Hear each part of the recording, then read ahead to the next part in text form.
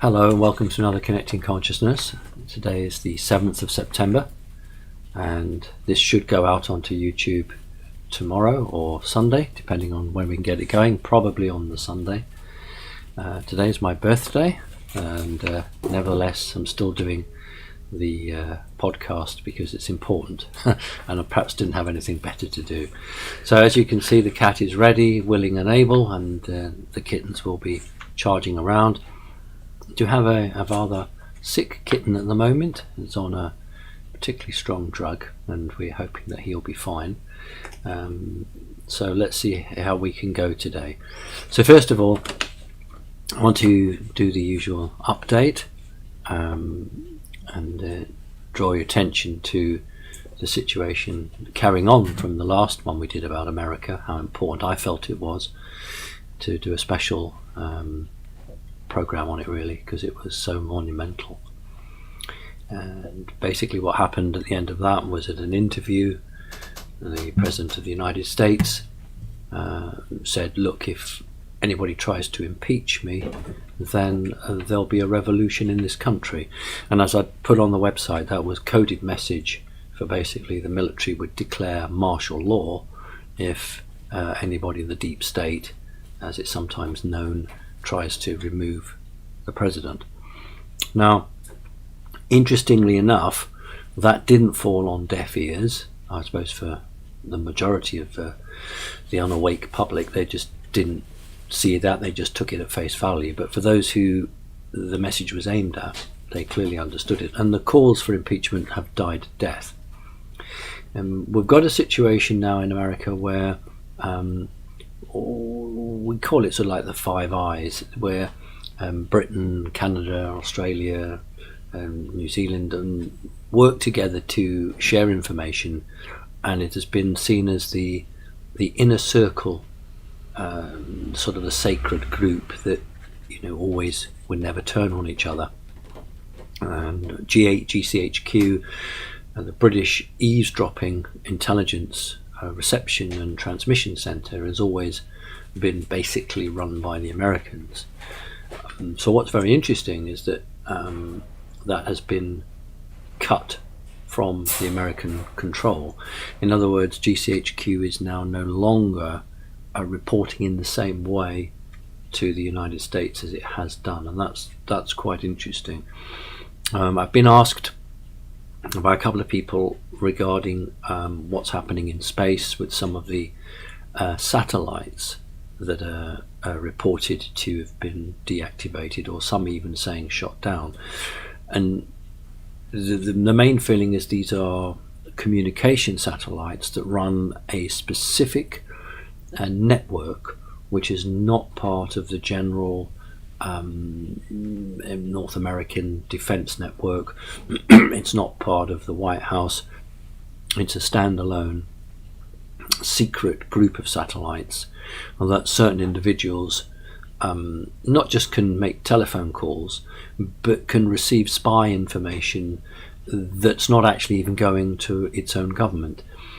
Now, I have heard something along these lines, but what I also wanted to say was some of the satellites that have been taken out of operation are what we call the Black Knight satellites, or the Dark Knight satellites. These are not just communication satellites, but they're satellites that can activate individual people on the ground. So if you have a satellite that's circulating the Earth, it's not just taking photographs, but it has the ability to, when it's over the target area, to send a frequency down that that individual is pre-programmed to receive, and it can activate them. And that really is part of the deep state. So that, I understand, that network of Dark Knight or Black Knight satellites has been deactivated. It's highly possible that some of the cabal's secret satellites for gathering information and communicating have also been impacted. So that's important, and this is what's causing all of this huge toing and froing. They want to impeach the president, and then the president fights back. Now, what I thought was really exciting was that you may remember that seems months ago now, had said that one of the Supreme Judges was going to retire before there was any announcement, and indeed he did. And President Trump has chosen Judge Kavanaugh as his nominee, and Judge Kavanaugh is doing his 2 days or so interview by the Senate, and it's hours. There's hours of it on YouTube. There really is, and I've been told to look at a certain aspect of it, and I've put that on the Connecting Consciousness website. I put it on my website with some times of the clock, and I want to give you those so you can go to the website after you've seen this and just watch that. It's crucial because Judge Kavanaugh is interviewed by both Democrat and Republican senators, pro and anti him, and at the one point he's interviewed by a Republican senator, and at the end of his 30 minutes or what have you, each senator gets a set amount of time, he makes a very interesting question, and he basically says to the judge, you're aware of certain laws that an American citizen is protected by the Constitution, a certain amendment. Judge Kavanaugh says yes, of course. And he's saying, look, if an American citizen abroad is protected against their own country, so an American citizen abroad is protected against his or her American government in terms of they can use the Constitution even though they're not on American soil, but clearly not protected against the foreign country they're in. So that was all understood, and then the senator basically says, and takes it right off track, and he says, but what about when the person fights against their own country, America? How does that work? Now this is coded information. It's aimed at the cabal, basically saying, we're going to get you, and we're going to use the military, because he's talking about special courts. So if you go to my website, I've just written down the points here. It's the second day of Judge Kavanaugh's talk, and if you go to 3 hours, 2 minutes and 30 seconds and run it from there, you don't have to listen for very long, it's just a few minutes, but 3 hours, 2 minutes and 30 seconds. And then keep it going, and then at 3 hours, 4 minutes exactly, is the very interesting part. And that goes to 3 hours, 4 minutes and 15 seconds. So there's 15 seconds of this really crucial bit. And then it ends at 3 minutes, 3 hours, 4 minutes and 53 seconds. So if you run it from 3 hours, 2 minutes and 30 through, but watch out for that particular bit where the senator is asking Judge Kavanaugh that if an individual, an American citizen, turns against the American government, what would happen? Now the only reason for that is literally to say to people, those of you who are on an indicted list, you will face a military court. So what we've got is we've got both halves. We've got the Trump supporters, and we've got what some people call the deep state or the cabal, both playing poker here. So one side wants to impeach the president, and the president fights back, and the code words are becoming less and less covered. They're becoming more and more open. So it's becoming an incredibly interesting game. Now once Judge Kavanaugh is put into post, then that is, and I've always said it was sort of August, September, possibly October, that we would begin to see certain things happening. Now, I talked a little bit about the situation with GCHQ and some of the communication systems.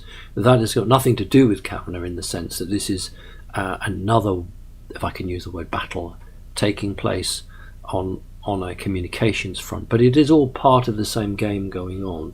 So we are very American centric at the moment, but that, if those of you who've listened to me for a little while will know, I've always said that Great Britain was the magical isle. Great Britain was where the energies would fight for the hearts and minds, but America was where the action would be.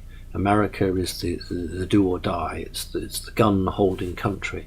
It's where the two countries, Great Britain and America, they work together in many ways energetically. I don't mean politically, but they balance each other, and what happens in one has a very interesting effect on another. So that's my update. We're going to do a slight change with the questions. A couple of people have said, how about some of the new questions? So what we're going to do today is we're going to have some of the more recent questions, but don't worry, no one's going to drop off the end of the boat. We will go back and pick the other questions up. So over to Rebecca. Hello, Rebecca. Hi there. Hello. Hi. Okay, and happy birthday. Yes, thank you. Don't feel too bad. Good. Okay, this question, which is the very latest to come in, and it came in today, is from Jacqueline, who says, "Hi Simon, I enjoy going back through your older videos from time to time for a refresher on the information you've given. I was noticing that a lot of your older interviews and CC shows are unavailable, both on your website and YouTube. Do you know if they will be made available again in the future? I certainly hope so, and why are they removed?" Right. When a person does a presentation, if it's done through a third party, that party holds the copyright. One of the major reasons that Rebecca and I are doing what we're doing now is because I hold the copyright. So when you go through somebody else, they have the right to pull the videos or do whatever they want with them because it went through those. Although I have the intellectual copyright on what I'm saying, in terms of the way it works on this third dimensional planet, when you publish a book or a film or a television show or what have you, it is the person who puts it out that has that overall copyright. So all I can say is that I have no control over anything that was done prior to me doing this with Rebecca.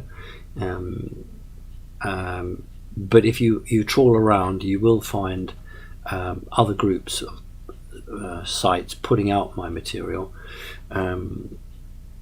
If there's a particular aspect that you're interested in, then please write in, and we can address that, or I can address that by, as part of the particular podcast, I can actually talk about an aspect.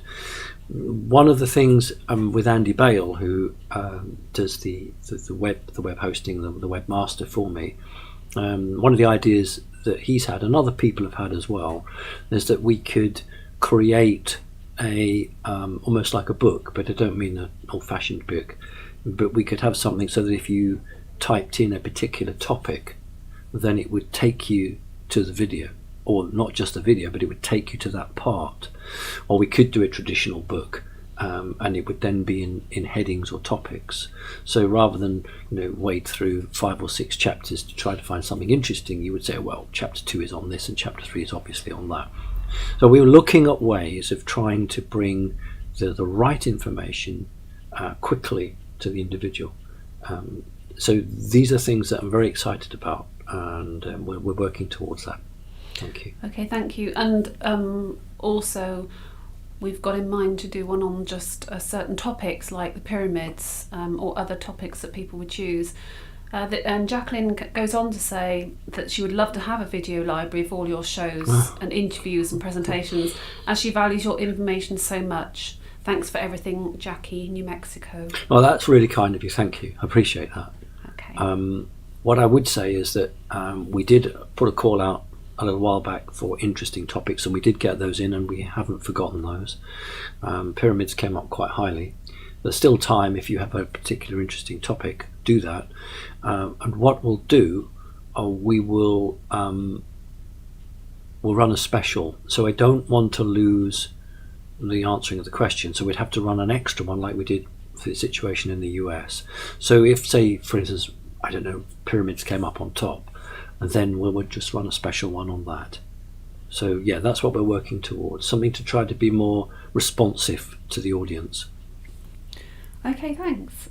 Susan from Stockholm says, I listened to the supposed interview held with extraterrestrial L, spelt A-I-R-L, so it's Ariel.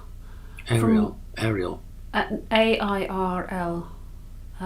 From Roswell crash done in 1947 by Matilda Who O'Donnell was a nurse. McElroy. You talk of the Earth as a sole prison planet, as a sole prison place, as well as Ariel. Do you share the ET's picture of the old empire and the domain? As the ET puts it, there's no other purpose of the soul's clean slating in between lives other than to keep us prisoned. Does that make karma just a myth? And if not, can we escape this prison as spirits? And how can other entities and spirits visit the Earth without getting trapped? Much love, Susan from Stockholm. Thank you, Susan. Lots of questions in there. I'll just give an overview, I think, to be fair to everyone else. I think that book was written for and on behalf of, or by, the woman who was a nurse at the time, and is one of the one of the true, in my opinion, one of the true renditions of what happened, because it's very fashionable to say all the crew of the two craft that crashed were dead. That's not accurate. At least one survived, and those again of you who've taken the trouble, thank you, to listen to me over the time, have known that I've banged on about women drivers, and I mean driving of spacecraft, that females make the best space pilots. I don't mean in the third dimensional world, not these tin cans that go around the Earth, real spacecraft. And you notice that, or you may not realise that I pronounce the name Ariel. That's how I would call her. This grey entity was with a soul, because she was the pilot of the craft that crashed. The rest of her crew, who were male, were what people call drones. They had no soul in their body, but Ariel had a soul. And although Susan didn't mention it, when they are about to electrocute Ariel, this is the American military, she jumps out of her body and escapes the net around the Earth. She's able to break through that barrier and get through. And I never fully understood what gave her the capability to do that, but she did. She refers to a place as the domain, and in terms of an empire. And what is interesting is that, and it's not really been reported by many others, that Ariel, and I'm having to really dig deep for all this info, but Ariel was talking about the planet of Earth being a commercial concern, and I don't mean gold and silver. And in other words, it was bioformed. All of the things on the planet were brought here from other places, but for gain, not financial gain. I keep having to reinforce that. So a good example of this is plants breathe in carbon dioxide and breathe out oxygen. So we breathe in oxygen and we breathe out carbon dioxide, and they don't care what the scientists say. That is, as almost someone sat down and said, well, in order to keep both groups together, they've got to, it's like an engine that never runs out of power, a self-recharging battery. So the plants keep the humans going and the humans keep the plants going. Insects pollinating plants. And what Ariel was, well, she wasn't suggesting it, she was absolutely 100%, was that all of these things had been brought to the Earth. The whole Earth had been terraformed, and all of this was done by like a corporation, but we would call it the domain. And we shouldn't see Charles Darwin's natural selection as the answer, that we should look beyond that to a hidden hand that created this. So for me, that was the most interesting aspect, but I can't let the topic go without just reminding people And Rebecca, you can help me here, please, because those of you who have been listening to me for a very long time know that if not the first, I was one of the first to absolutely refute that the two space, first of all, wasn't one spacecraft crashed in Roswell, there was two. Many people don't accept that, but nevertheless, the big key was that I said this was a deliberate crashing, and the majority of people think that either it was brought down by the United States Air Force, but it wasn't the United States Air Force back then, it was the Army Air Corps, but nevertheless, it was either brought down by the Air Force or it was a thunderstorm, a lightning storm. And I've always maintained that it was a deliberate crash because it is fundamentally not allowed for an advanced technological race to cede or gift or trade technology to a more primitive race. It's just not allowed. You just can't do it. It's just fundamentally not allowed. So the way they did it was to engineer an accident so that the technologies were crashed onto the Earth. And humans that we do have a connection to apes. There is a huge genetic link. So Charles Darwin isn't completely mad. There is a strong connection to the ape creatures, and ape creatures are fantastic. If you give a chimpanzee a Rubik's Cube, at some point it will actually get all the colours right, and it doesn't give up. It's really curious. They say that curiosity in the cat, but primates are really curious. So this alien group, which was actually reptilian, using the Greys as the intermediary, part of the domain, seeded technology on the Earth, fully confident that the humans would back engineer it. Now, am I right in saying that in Peter Paget's latest book, Rebecca, he actually said exactly the same thing as I did? Yeah, he did. He really did, and it was very interesting to read. His book Secret Life of a Spook, he wrote that the Roswell crash was deliberate by the aliens. He didn't specify which group, but he indicated that it was a higher intelligent life, and that the majority of the beings that died, or the ones that died, were the Greys that were more robotic. So they weren't single-souled creatures, but the one that survived was a souled fantastic creature. Sorry to interrupt you. Do you know when that book was written? I actually don't. Is it because he's written two that I know? He's written quite a few books. Okay, is this the latest one or is it an older one? I don't think it's the latest one. I think it's been out a couple of years, but I can't be sure, I'm afraid, because I'm just working my way through his different books. I know Peter, and Peter is a very genuine guy, and he's obviously obtained that information probably from a different source or partly the same source, who knows, from me.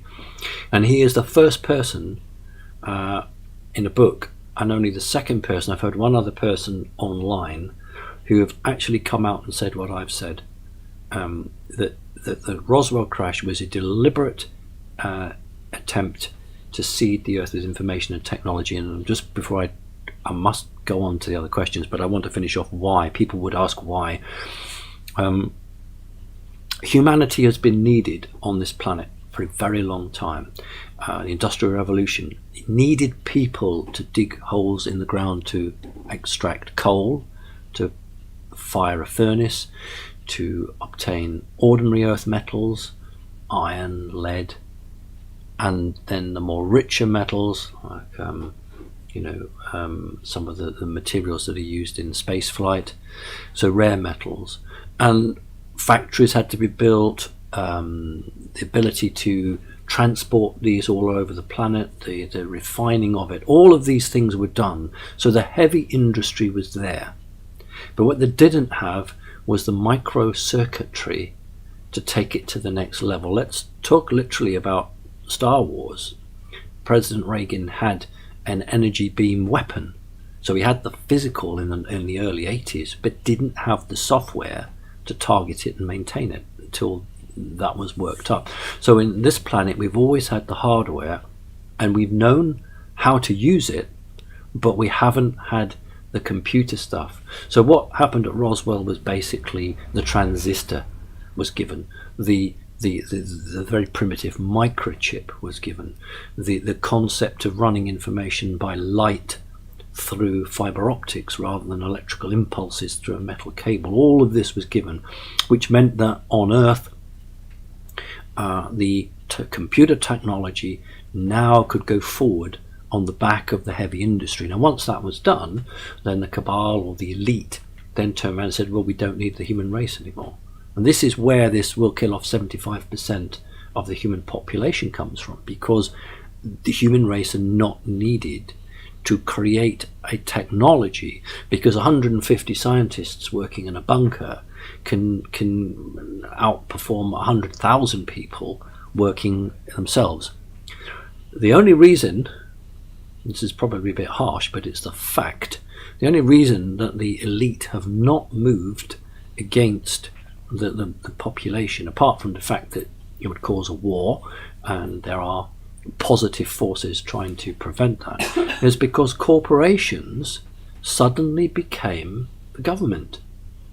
And the corporations said, hang on a minute, we're selling toothpaste, or we're selling soap powder, and we've got shareholders, and we've got big offices, and nice new motor cars, and we've got a private jet, and we need these because these people, which the elite call the useless eaters, are actually our customers. They provide us money. So the corporations have actually fought against the highest of the elite, because they don't want 75% of their customers wiped out, because it would be the end of the corporations.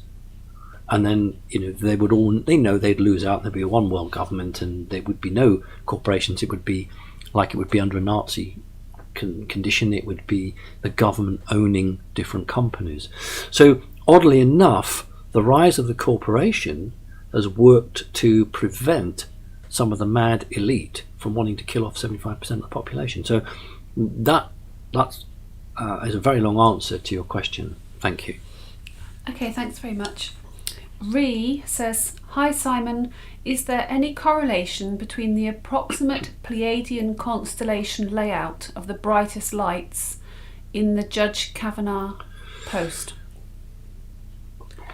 Okay, I don't get that. I think. don't understand. Okay, I think the English in the. Well, I think possibly what it means is that post, as in a video, and I saw. It's funny, isn't it? I just talked about Judge Kavanaugh. I saw day 2. I wonder if the person is referring to spotlights or lights for the television that have been laid out to illuminate everything, or something like that. I guess that's what it would mean. If that's what the person means, and the lighting is sort of taking the Pleiadian constellation, and I'm only drawing on what I think, and I've not seen any of this. It might not be. It might be lights in the ceiling or lights behind. I don't know. But let's just go with that. Let's just say that's what it is. The possibilities here are.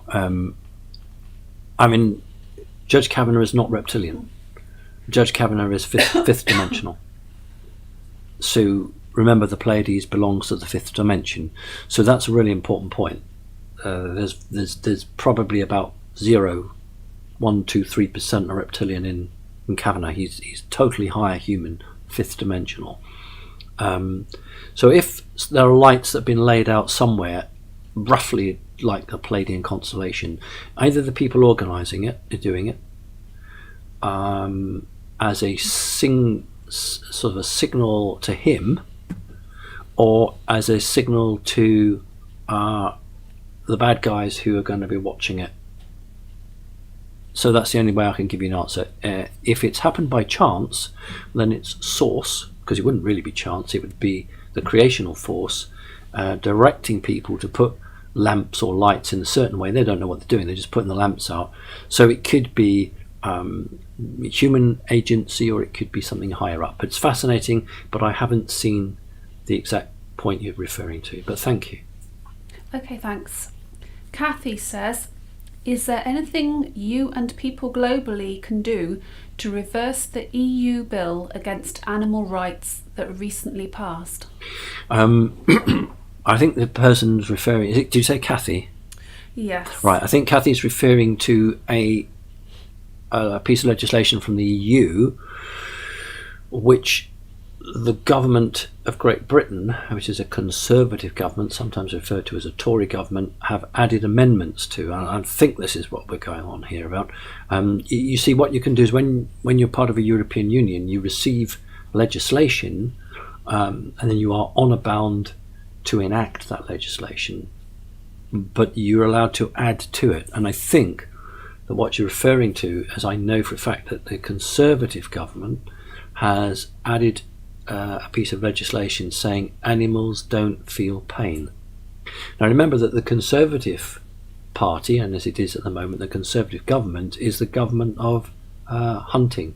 You know, they're the political party that believe that, you know, it's right to go out and hunt a fox or kill badgers, whereas none of the other political parties have anything like that interest in blood and killing animals. But the Tories always have this history of the very elite riding on horses, blowing on little trumpets and going and killing animals. It's part of their political, it's their rock bed of support. And that's historically the way it's been in Britain. Now, I guess if you were a political party and you were trying to pass legislation said that animals don't feel pain, I guess your next stage is to say that the way that they kill animals in a slaughterhouse can be eased off, or it's easier to hunt a whole range of animals. Because if you're arguing that an animal doesn't feel pain, then of course you are then absolving yourself from any pain you might inflict on an animal. If this legislation, if it was actually to be enacted, I can't do a President Trump and say there would be a revolt or civil war in this country, but what would happen is it would more closely tear apart the people from the urban areas from the rural areas, because not all, but many people in the rural areas seem to say, well, you know, my grandfather hunted and, you know, we just kill off vermin and we do this and we do that. And whereas the people from the urban areas are appalled by that. And what you'd be doing is, if that law was ever enacted, you would be absolutely dividing the urban areas, which vote predominantly Labour, interesting this, isn't it, from the rural areas, which predominantly vote Conservative. So it's almost as if the Conservative Party, from a political point of view, might be saying, okay, we're going to play to our supporters in the rural areas, and we're going to stick two fingers up, or stick the finger up if you're American, to the urban areas. So I rather think this is a political move, and they're playing to their big supporters. Now, I don't know if that law would come through. I don't know if they really intend to push it through, but if they do, you'd have all the animal rights activists back up again. You know, I personally, during the time the badgers were being culled, I did donate to animal rights groups who were fighting to keep badgers alive, and I would do the same again. So yeah, I think that's what that's all about. What can we do is the question. Well, it's still a paper democracy here in Great Britain, so if you actually believe that animals do feel pain, and this is the crazy thing, because who is it that keeps a dog or a cat or a rabbit and doesn't think they feel pain? Who in the right mind would have a dog or a cat or a rabbit or a budgerigar or anything and actually believe that animal doesn't feel pain? You've got to be off your head, haven't you, or a Tory. So what I would say is, basically, it's your MP, that's how it works. You do some research, find out if this bill has got any chance of going through Parliament. It's got a process to go through. Are they really going to put it through? And if it looks like it's genuine, and it looks like they really intend to put it through, then absolutely flood your members of Parliament and saying, I won't vote for you. If you support this, I won't vote for you. And that is the only way in this country to change anything other than a revolution. Thank you. There might also be an online petition that you could sign, because I quite often get emails or things. This is a bit of a con. Okay. This was set up by Tony Blair. If you get 100,000 signatures to an online petition, it has to be debated in Parliament. What is actually more effective is a personal letter to your MP saying, I, Fiona Bloggs, absolutely categorically swear that I will not vote for you at the next election if you vote for this, and what will happen is there will be websites that set up, and if that vote was ever taken, they will list the name of every member of Parliament, because it's a public document, and what he or she voted. So you could link what he or she voted, and there will be websites that will set that up. And if enough people write and say, we're not going to vote for you. Now, if you're in a marginal constituency where a Conservative has only got a 1,000 or 2,000 majority, he or she is going to have to decide whether their job is more important or whether it's pleasing the Prime Minister. And quite often they'll think their job is more important. So yes, do both. Write on the 100,000 petition, but also specifically your name, your address, you're on the electoral register.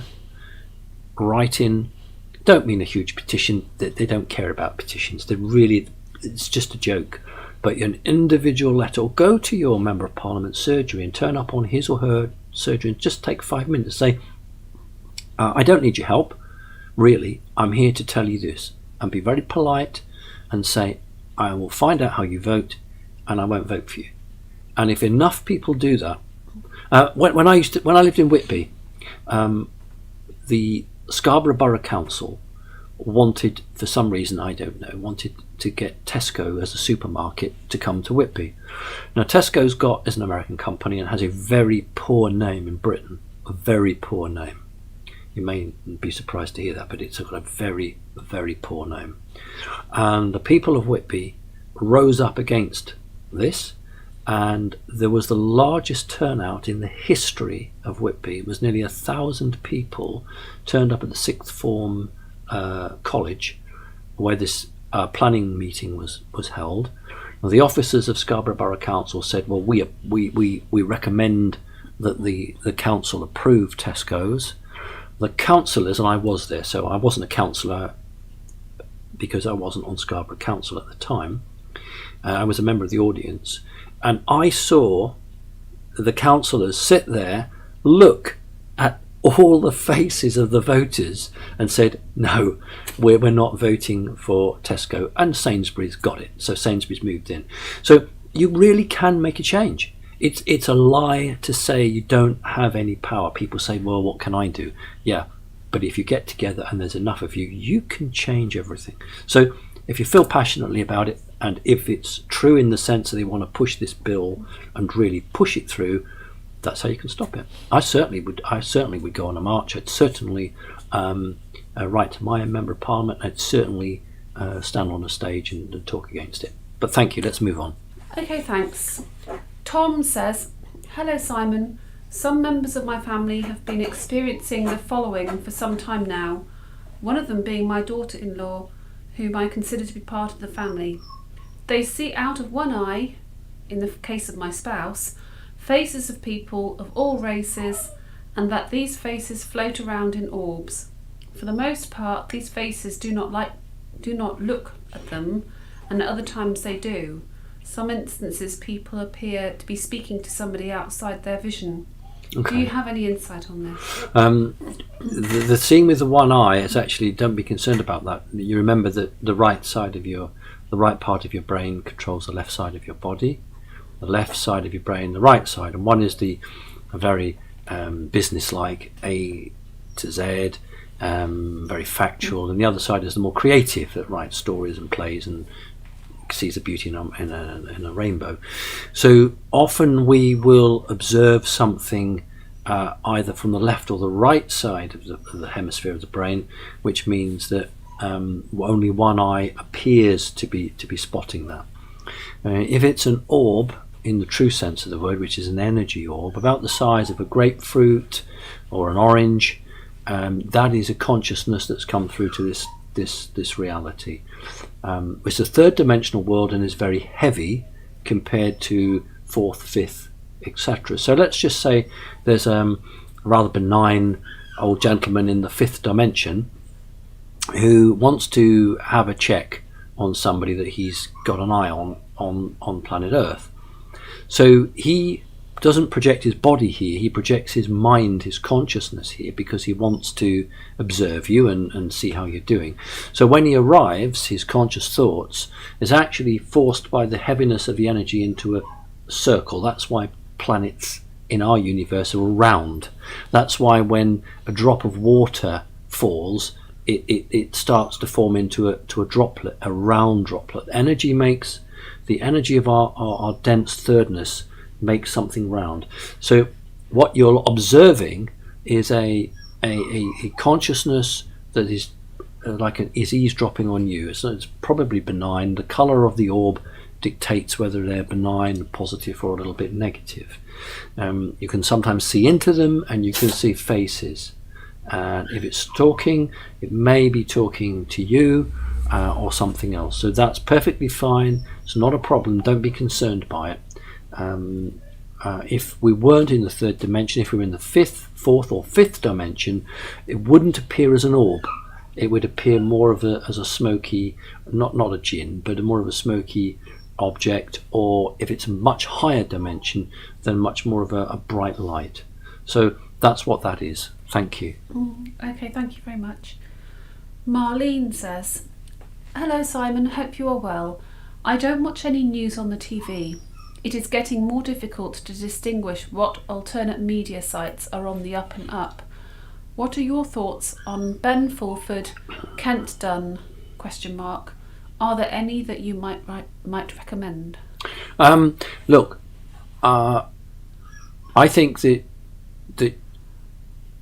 what people need to do is to look as much as possible and see what resonates with you, what you feel is right. Look at the individual. First of all, does he or she actually look genuine? Do they come across as genuine? And then have a look at what they've said over a period of time. Do they change their tack? Do they sort of say some stuff which sounds really good and then throw something in that's like, well, I think that half the world should be wiped out, or corporations are good, or they've got a point. So look where people actually begin to show their true selves in terms of perhaps who's paying them. There are lots of people on websites now who are being paid by either individuals or organizations to run a story. I mean, look at Gaia TV. Look at the stories they've been running. Is that really a documentary? Is it really an open channel, or is it something that is designed to make a lot of money, and that's what it comes to? So look at the individuals concerned. I mean, I drive around in a car that's 12 years old. I don't have an up-to-date car. Look at people who purport to be speaking for the public and say they're one of us, but they have the most lavish lifestyles. Check that out. Listen to the information. Ben Fulford has access to genuine information. I have no issue with that. There really is. Many people are really have been or are insiders, and all you've got to do is to look at it and hear it. Remember that no one person, and I include myself in this, is going to say to you 100% what you want to hear, because we're all different.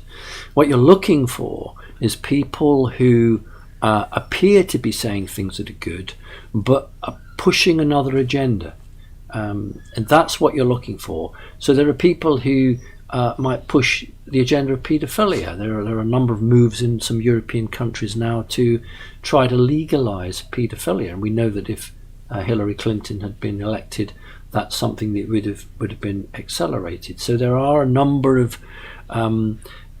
people who show their true colours because they begin to push certain agendas, and you as the audience will make that decision as to whether that person is speaking for you or speaking to you, and whether what they're saying actually resonates with you.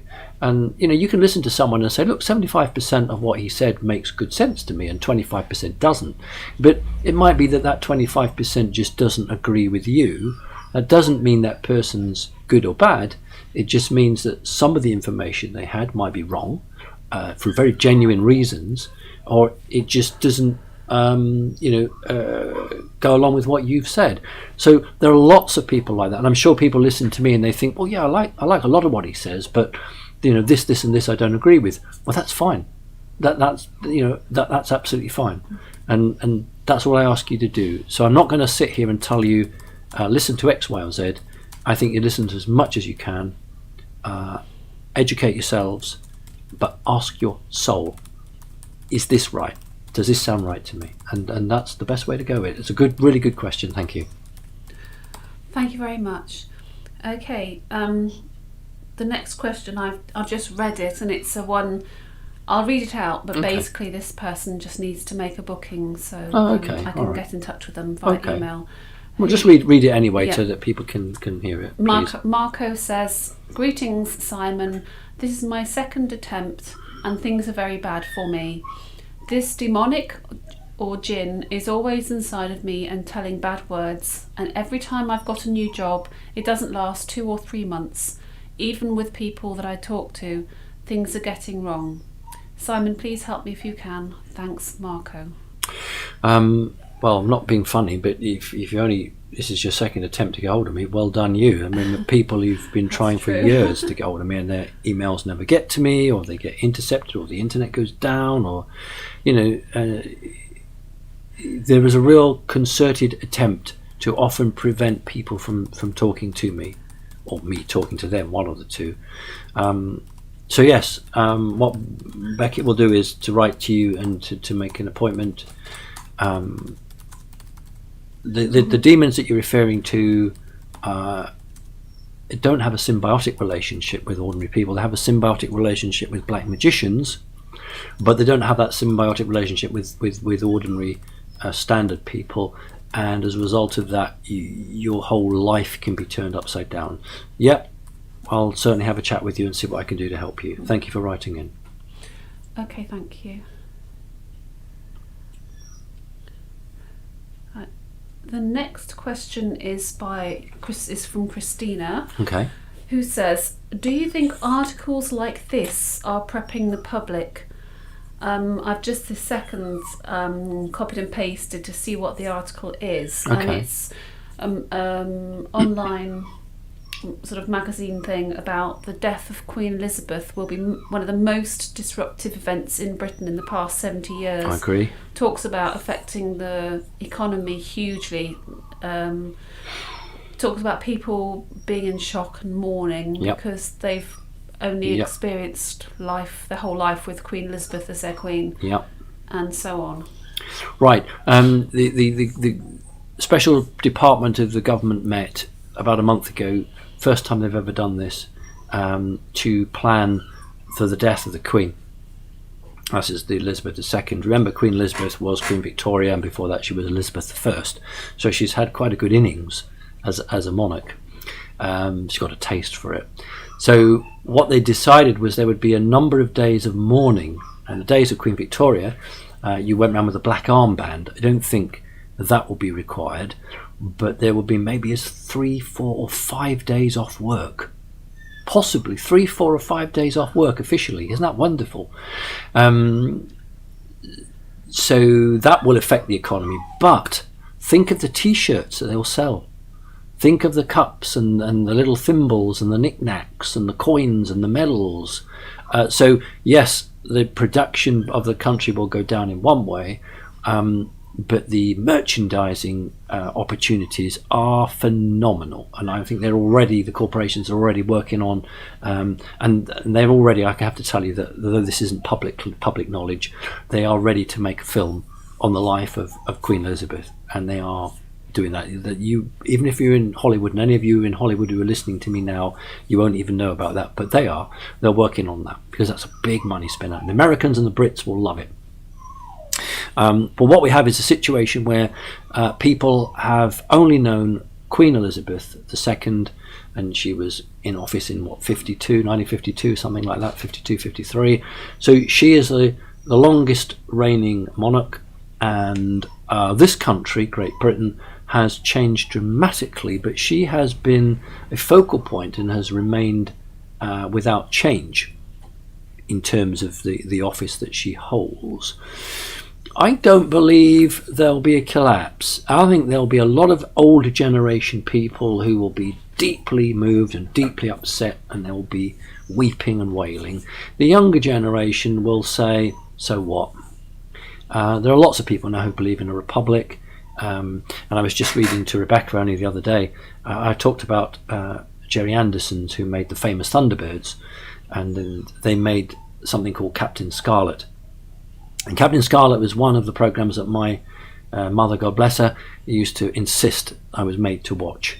And reading the words that went for the TV production, I think it was set in about, supposed to be 2060 AD, and in it sets Britain as a republic. That was really interesting. Captain Scarlet was made in 1968, I think, 67 or 68.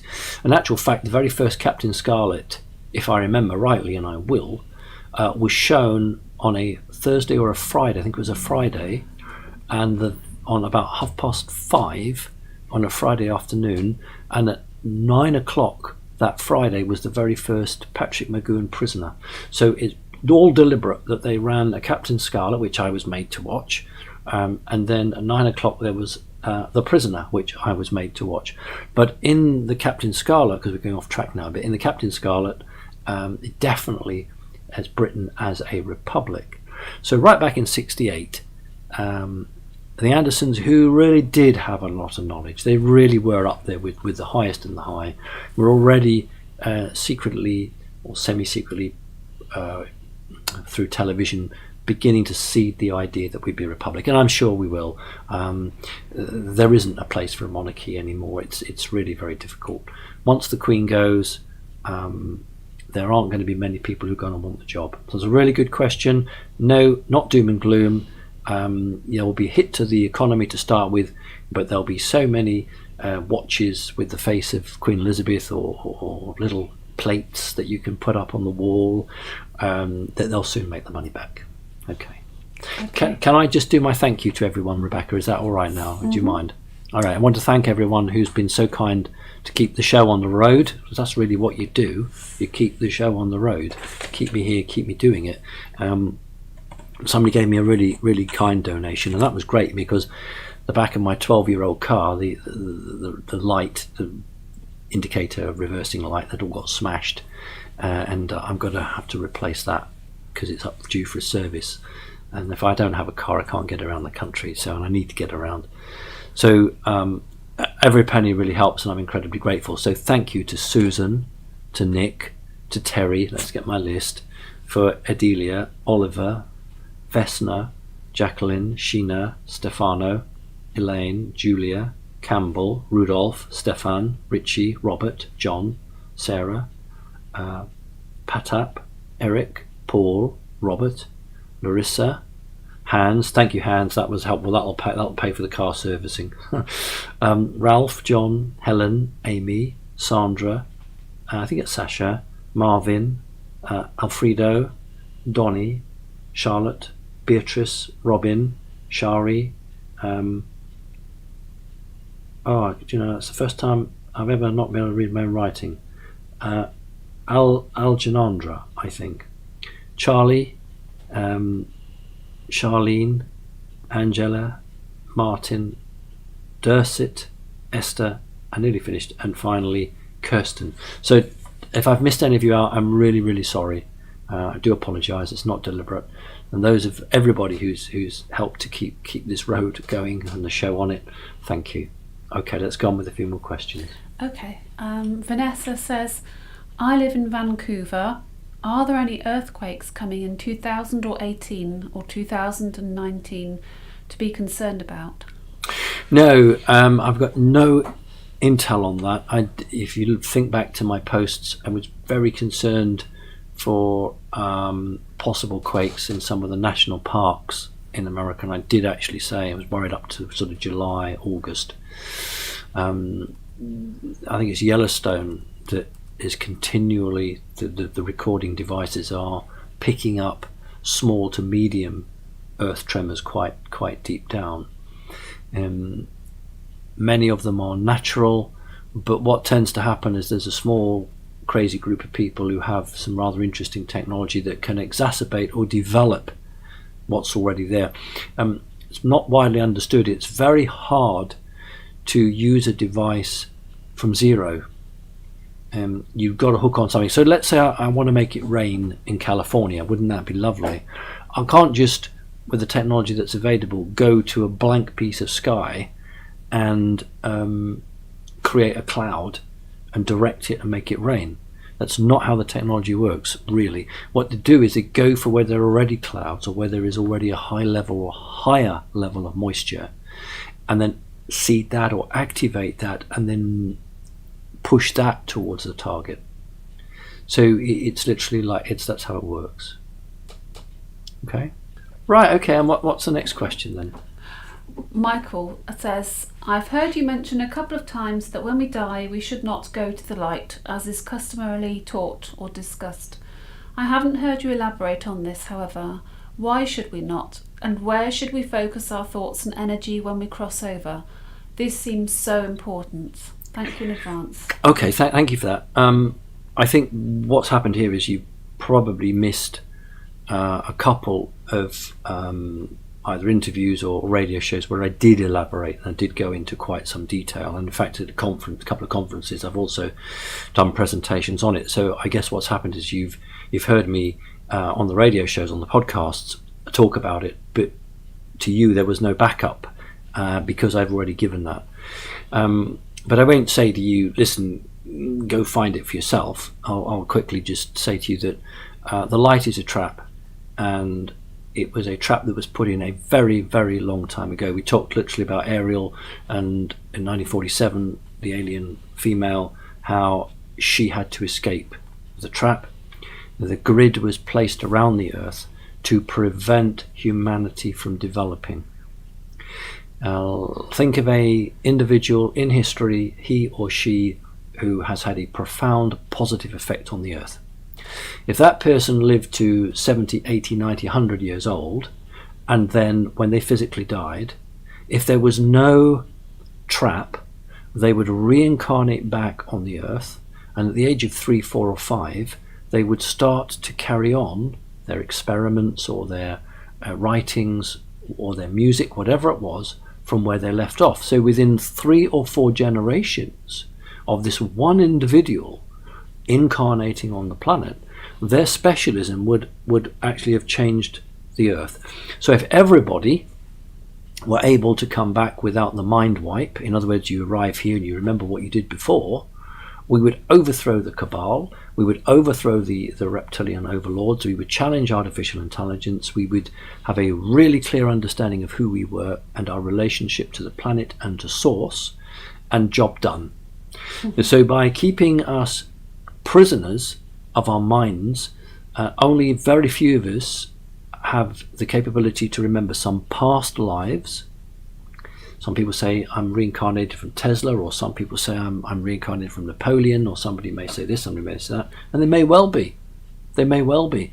But the problem is that unless it was universal, then you can't build up that great pressure of consciousness, and that's what we need, is this rising of consciousness. So the trap was designed to prevent humanity understanding who it was, and as long as people don't know who they are, they can't challenge the puppet masters. And what's happening at the moment is that people are beginning to understand who they are. Not everybody, but a sizable proportion, and a smaller group within that really are taking charge of their lives. So we are doing it, but this fundamental trap was placed a long time ago by a very small, technologically powerful but spiritually poor group of off-planet entities that wished to maintain the Earth as you would a fish in a fish bowl or a fish tank. So this is our zoo, and this isn't any good. So that's what it's all about. Okay, thank you. Next one. Thank you very much. Okay, Jade says, "Hello Simon, I suspect that my son is an indigo child due to him being more interested in what some may call unconventional things for his age. He's currently 9. My question is, how do I empower him to bypass any peer pressure or brainwashing and stay strong and remain true to himself and follow his higher power or instincts? Also, I feel he follows his own convictions. There are influences from unaware and unawake people who have tried in the past to make him question himself and try to encourage him to conform to their way of thinking. I always ask him to follow his instincts, but I'm just one person and I don't have as much support as I would have hoped for." Okay. Right. I just have a cat here. Want to say hello? Let's have a quick hello. That's Ragnarok, which is already a star, and he's becoming quite clever at knowing when the radio show's on. And what he does is he sits between me and the chair, waiting for his moment of stardom. So there he is. It's 4.5 months old, 4 months old. Yeah. So there he is. So we'll just put you back there. You've got your stardom thing. You can have that. Yeah. It's a really good question. Often a parent will feel terribly alone because he or she feels that it's them against the system. Your view must be, I don't care. I believe in what is right and I will do everything I can to maintain that. What you have to do is to be clever, because the law is designed to turn out children that don't question, or their questions are not aimed at the controlling force. Their questions are aimed at something that doesn't have any material effect at all. So we could argue about what Pitt the Younger did, or what this, that, and this, that, but it doesn't actually challenge or question what we do today. So there's lots of areas about inoculations, about the way that we're taught at school. My advice is this. At the moment, we are in a controlled 3D environment. You want your child or your children to do well. So I give you the analogy of the circus. Now, I'm of an age where I remember going to circuses when I was very little. And those of you who don't remember might have seen TV shows or film shows where the clown stands there with a hoop, which is doused in petrol, and they light the burning hoop, and then the show dog jumps through the hoop. Why does the dog jump through the hoop? Does it like singeing its tail and its face? No, it doesn't. It does it because it's learned that if it doesn't jump through the hoop, it's not going to get any food that evening. That's what we have on this planet. If we don't go to university, and if we don't answer the questions in the way that we're expected to answer, we won't get that qualification. If we don't get that qualification, then we'll be working in some sort of store, perhaps forever, just doing nothing really for a long time. So I always say to parents, teach your children the answers that they are required to have when they go to school, but teach them the truth and say to them, in the four walls of this house, this is the reality, this is the truth, this is what we believe in, this is really what it's about. When you go out of this door, when you meet people that you don't know, or you're in the education system or your employment, you conform to the rules. You give them what they want to hear. Because we can't say to a child, UFOs are real, without that prerequisite. Because if we don't, then that child goes out and starts saying UFOs are real, and then the teacher says no they're not, and there's a big argument, and then the school comes to the parent and says, why are you filling your child with all of these nonsense?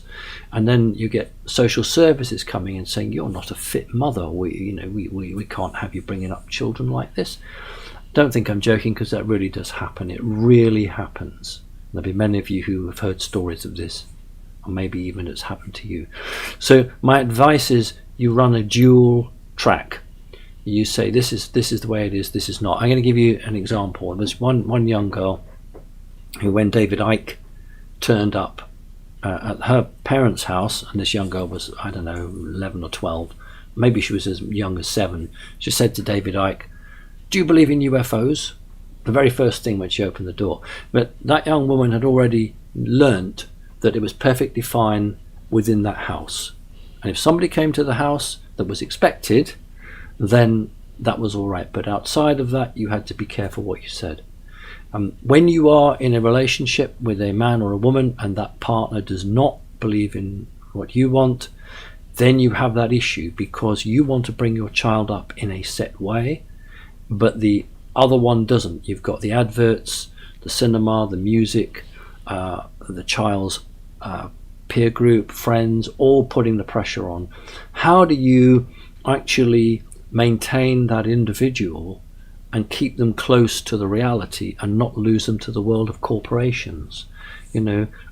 How crazy is it that we can still go to some big department stores even today in 2018 and it's pink for a girl and blue for a boy? Why? Because manufacturers can do that, because they can then target girly presents and boy presents, and it's all about making money. It's about stereotyping. So in the parent's mind, I went to a shop that sold pet food very recently, and on the cat food there was this flavour and that flavour, and all of them were like humany flavours. And thinking the cat actually doesn't mean anything, because the cat doesn't read the packaging.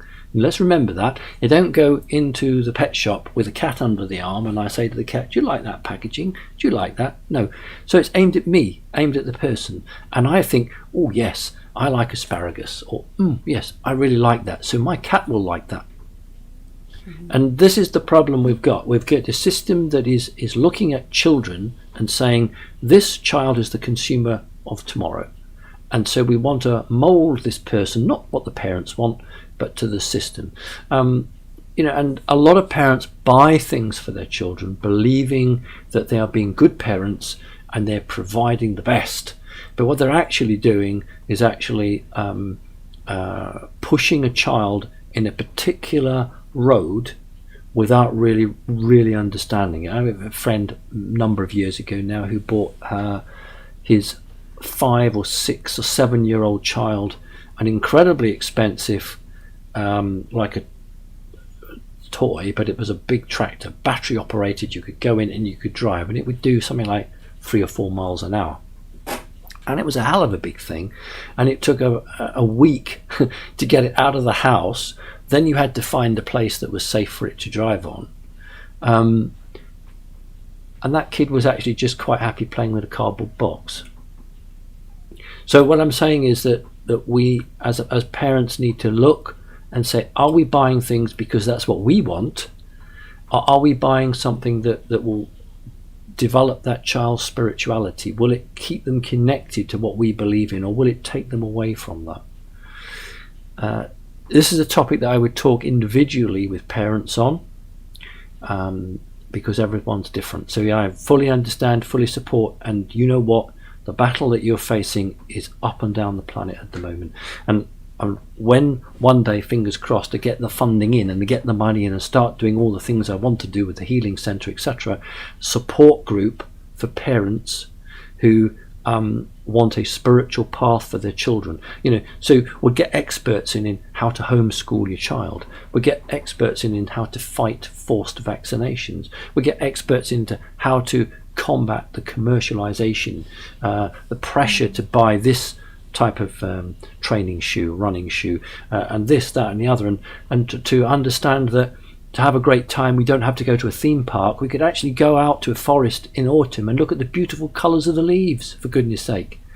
That's one of the things I'd love to do, is to actually, you need money on this planet, you need money to create support groups for parents who are struggling to maintain a semblance of a love in a very difficult world. Thank you. We'll do a few more questions if we may.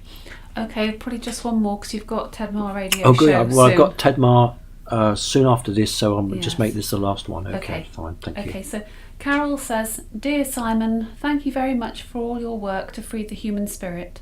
I'm listening to you for almost 2 years now.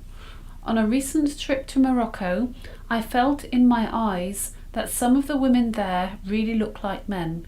Is this a feature of the Babylonian connection of the past, or what is the issue with these weird looks? Thank you very much. Love and light, Carol. More than one answer. You could go to any place on the planet and think that a woman looked like a man or a man looked like a woman, and in itself it doesn't actually matter, does it really? But what you're saying is that you felt that there was a predominance here. Let's look at the 3D aspect. If you're in a harsh environment, bitter cold, Eskimos, searing heat, the westernized nice pink complexion doesn't hold up, because you're assaulted by the salt from the sea, or the hot sun and the sand windstorms, or the bitter ice. And first of all, on a physical aspect, it will change your face, and your soul becomes more resilient. I don't mean hard, becomes more resilient to keep the body going in a challenging environment. So there are very genuine 3D reasons why genetically a race may look not as, from a European standpoint or a white standpoint. Now, there are other reasons, of course, where predominantly in an area a number of male souls will incarnate into a female body.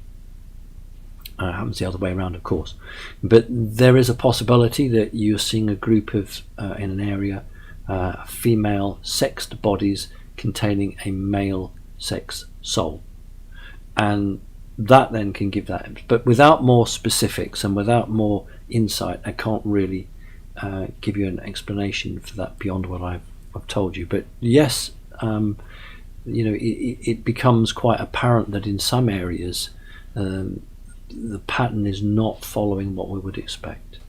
So listen, I want to thank everyone so very much for listening, and thank you for keeping the faith, as it were. Really important times. We've had our summer holidays. I think we're now seeing things going to speed up a little bit. So I'm going to take a few minutes break, and I'm going to go on and do the Tedmar show, which is of course live. This will be recorded now and will go out on the Sunday.